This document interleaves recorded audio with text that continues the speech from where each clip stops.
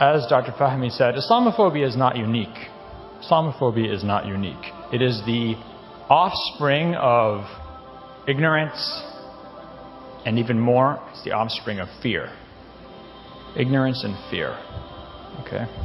We've seen this many times in the United States, in the history of this country, and in the history of other countries as well. Fear of the other, fear of change, fear of the future, fear about a lack of control is expressed through attacks on, hatred of, persecution of a minority. We saw that in this country in the 1919 and 1920, with what's commonly known as the Red Scare, or fear of communists who also generally happen to be from Eastern and Southern Europe, so they're also racially other, right? We all know about the McCarthy hearings in the McCarthy era, the intense scrutiny and suspicion of anybody who was affiliated with or accused of affiliation with communism in the 1950s.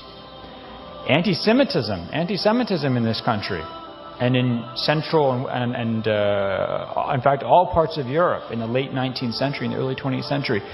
If you look at anti-Semitism, the different themes, the way Jews were portrayed in cartoons, it's exactly the way that Muslims are portrayed and talked about today. I mean, anti-Semitism and Islamophobia can be calked right on top of one another, in fact. This is very interesting. Well, every time you and I stand in front of Allah, it's not just because we worship Allah. It's not just because we only believe in one God. That is also an acknowledgement that we fear no one but Allah. That we bow before no one but Allah. That we humble ourselves before no one but Allah. When every salah is a reminder that there is nothing else. No political circumstance, no rhetoric, no media. There is no bias against this, no crimes that are taking place that will instill the fear of anyone other than Allah in our hearts. That is an acknowledgement every time you and I stand in prayer. فَلَا تَخَافُوهُمْ وَخَافُونِي إِن كُنتُم مُؤْمِنِينَ وَلَا يَحْزُنْكَ الَّذِينَ يُسَارِعُونَ فِي الْكُفْرِ. Allah is not done.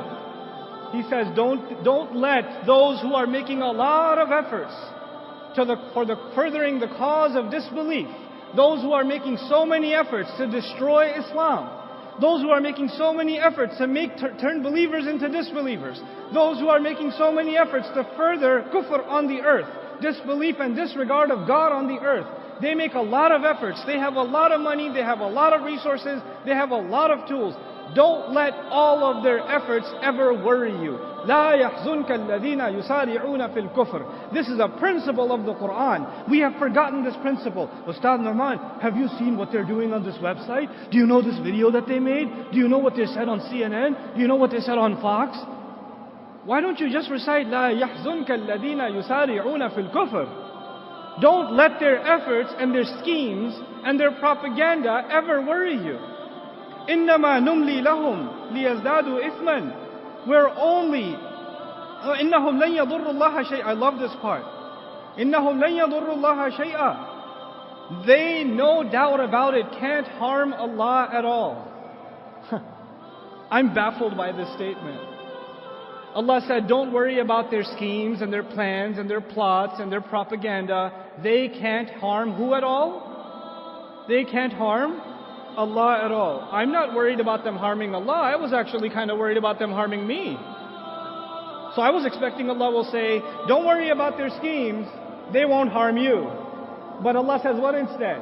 Don't worry about their schemes. They can't harm Allah. Why is that? Because Allah is our protection. It's like Allah is our shield. And they can't do anything about this shield. So you're safe. Because you're with Allah. You're with Allah. They can't harm Allah. So you have nothing to worry about. لَإِنَّهُمْ لَن يَضُرُّوا اللَّهَ شَيْئًا. Then why is Allah giving them this opportunity to scheme and plot and further their cause and make things more and more difficult for the believers? يُرِيدُ اللَّهُ أَلَّا يَجْعَلَ لَهُمْ حَظًّا فِي الْآخِرَةِ. Allah wants that they get nothing, not even a little bit of the akhirah. Meaning there are people that are evil and they want to continue to do more evil and undermine and continue the path of injustice and oppression. Allah says, I'd like to let you dig your hole a little deeper. Because that little good you have left in you, you don't even deserve it. Let you do your evil. Why are people so evil? Because Allah's punishment to them is He let them have it. You want to go this way? Go ahead. Go ahead. وَلَهُمْ عَذَابٌ عَظِيمٌ. They have great punishment standing before them. Instead of being afraid of them, the Quran makes us feel sorry for them. They're digging their own hole. I was talking to my wife about this the other day, and I was saying, we were saying we're always so stressed out. I feel like a lot of stress all the time. What's going on? And then I said, you know what? It's not normal every day to wake up and all you hear all day about is how your religion is terrible and how you're a suspect and how you're a cancer and how all this other stuff. I mean, that's not normal. At least not for me, right? I'm not used to waking up every day and having people tell me or watching TV how my religion is terrible. That's not normal. That's very stressful. And it really is going to... If you need to be aware of that, because especially young Muslims, I feel really bad. I'm older, I've traveled, I'm jaded, whatever. I don't care about things anymore. I don't listen to the media. But when you're young and really impressionable, this stuff is going to start pressing in on you. You have to be aware. This is real stress. It's a real emotional stress for you. And you have to be strong in your faith. And you can't listen to people make bad arguments. You have to know how to identify bad arguments. When someone says, all the stuff that's happening in the world today with ISIS and this San Bernardino and all this Belgium, this is because of the Quran or because of the Hadiths or because of Islam. You just have to keep one thing in mind. Muslims in Europe, they had the Quran before last summer. Okay, they had Hadiths before last summer. And they weren't doing anything. Okay? Then ISIS said, we're going to, U.S. and its allies started attacking ISIS. And then ISIS said, we're going to attack you in your homelands. And then sure enough, that's exactly what happened. So this is about a particular conflict that has its political causes, that didn't need to happen. It's not about the religion of Islam. It's not about the scriptures of Islam. Because there's 1.6 billion Muslims in the world.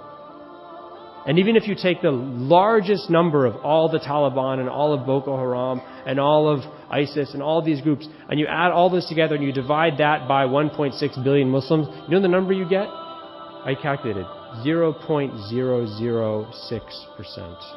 0.006%. Absolutely statistically insignificant. So if there's some problem with the Quran or the Sunnah of the Prophet, if Muslims reading it just can't understand it properly and are inevitably to engage in violence, why is it that in effect statistically no Muslims actually engage in acts of violence in the name of their religion? This is the single best argument against what you constantly come across. This idea that somehow your religion, something in its original foundational scriptures, is violent, and like a virus, it's going to spread through the Muslim community. It's just not true. And then, this article I was